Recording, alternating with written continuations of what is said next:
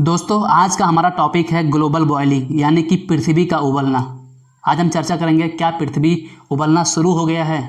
हुआ यूँ कि जुलाई महीने में इस बार इतनी गर्मी पड़ी, इतनी भीषण गर्मी पड़ी कि जो एंटोनियो गुतेरेस हैं उन्होंने अपने एक भाषण में इसका चर्चा किया कि यह पृथ्वी उबलना शुरू हो गई है।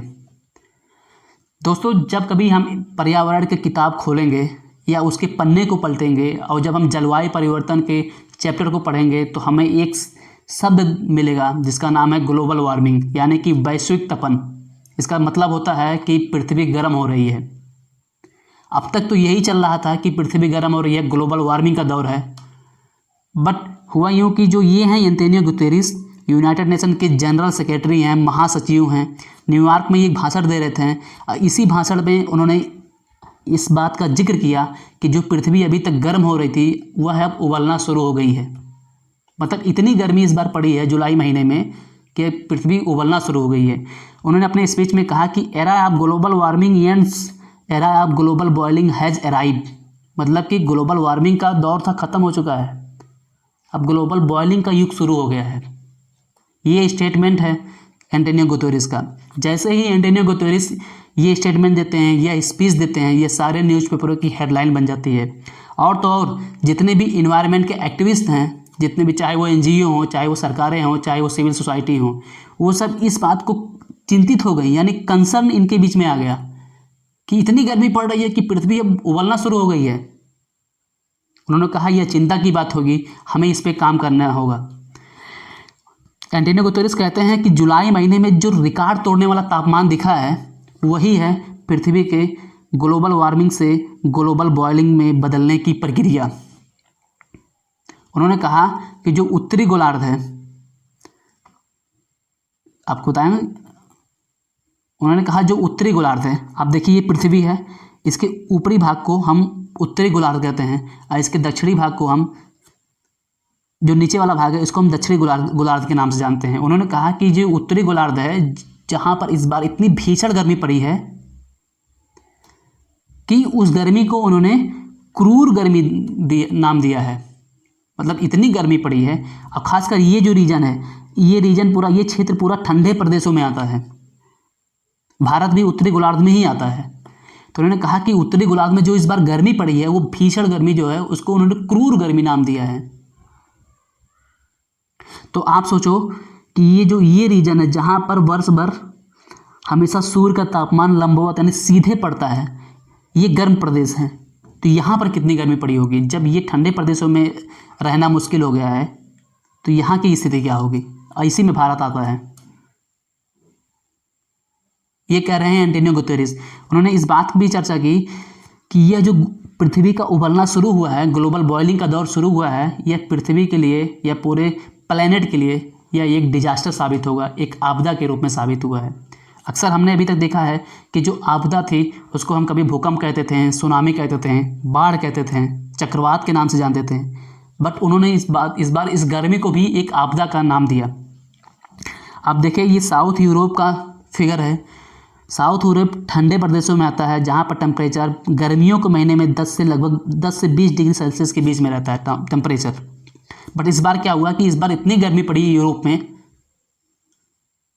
कि यहाँ पर टेम्परेचर 40 डिग्री के आसपास पहुँच गया। जो गर्म प्रदेशों में नॉर्मल रहता है वो ठंडे प्रदेशों में वो टेम्परेचर पहुँच गया। इसी बात से चिंतित हैं एंटोनियो गुतेरेस, और उन्होंने कहा कि अब ग्लोबल बॉइलिंग का दौर शुरू हो गया है। यह जलवायु परिवर्तन का ही नतीजा है। उन्होंने कहा कि यह एक भयावह स्थिति ला सकता है, यानी कि यह एक्सट्रीम गर्मी लाएगा। और तो और उन्होंने कहा कि यह जो ग्लोबल बॉइलिंग शुरू हुआ है यह तो अभी जस्ट एक शुरुआत है, आगे गर्मी और भी बढ़ेगी, पृथ्वी का उबलना और भी तीव्र होगा।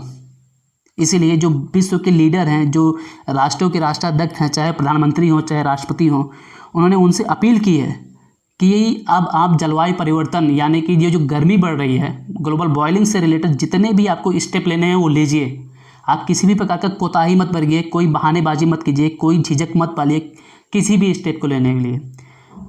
उन्होंने कहा कि जितने भी, चाहे जो पेरिस में क्लाइमेट एग्रीमेंट हुआ था, उस पर आप ध्यान दीजिए। COP26, COP27, इन सब में जितने भी रेजोल्यूशन यानी कि संकल्प लिए थे, वादे जो किए गए थे, उसको आप पूरा करने में बहानेबाजी मत कीजिए। आप अपने स्टेप क्यों लीजिए, इस धरती को बचाइए, इस पूरे इन्वायरमेंट को बचाइए। ये तो अभी शुरुआत है, आगे स्थिति और भी भयावह हो सकती है, ये कह रहे हैं एंटोनियो गुतेरेस। उन्होंने कहा कि सितंबर में एक समिट होने वाली है, एक सम्मेलन होने वाला है, जिसके होस्ट करेंगे एंटोनियो गुतेरेस ही, जिसका नाम है क्लाइमेट एम्बिशन समिट। इस समिट में उन्होंने कहा है कि जो कार्बन न्यूट्रलिटी यानी कि कार्बन तटस्थता, पहले समझते हैं कि कार्बन न्यूट्रलिटी है क्या।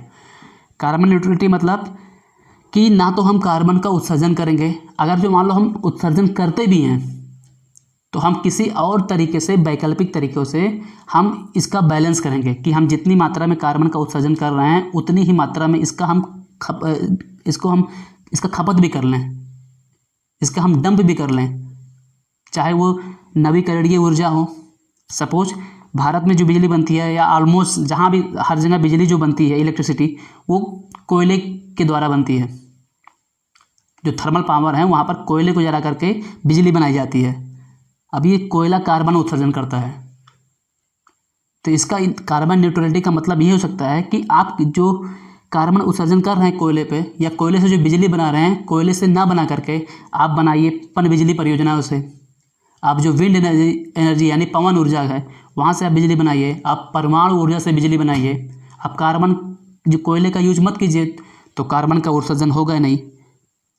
तो ये उसकी अल्टरनेट हैं, क्या विंड एनर्जी, पन बिजली, आप इससे कार्बन न्यूट्रलिटी पाइए। हाँ, तो उन्होंने कहा कि कार्बन न्यूट्रलिटी का लक्ष्य जो है वो डेवलप कंट्री, चाहे अमेरिका, जिसमें अमेरिका, रूस, यूरोप के देश आते हैं, वो 2040 तक कार्बन न्यूट्रलिटी प्राप्त करें।